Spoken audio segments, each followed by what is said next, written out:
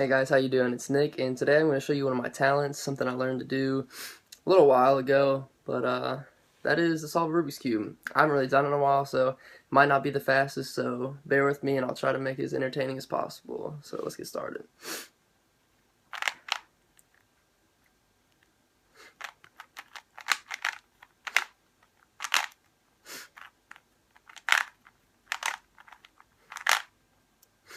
Just working on the bottom right now.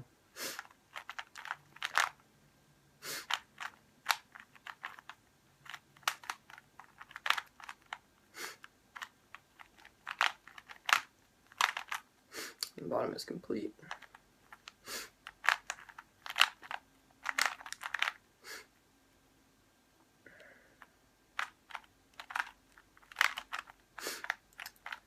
Like I said, I haven't done it in a while, so it's not going to be the fastest ever. So I do apologize.